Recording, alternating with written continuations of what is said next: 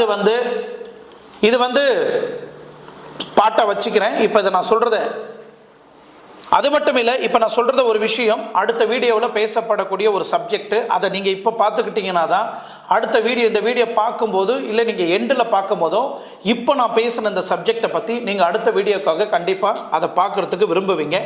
John Jebaraj எப்படி கைது செய்யப்பட்டார், இன்னும் எத்தனை பெண்கள் கூட இவர் தொடர்பு வச்சிருந்தார், இதை சார்ந்த நிறைய போதகர்கள் வந்து இன்னைக்கு ஜான் ஜபராஜை பற்றி ப்ரேயர் பண்ண ஆரம்பிச்சுட்டாங்க.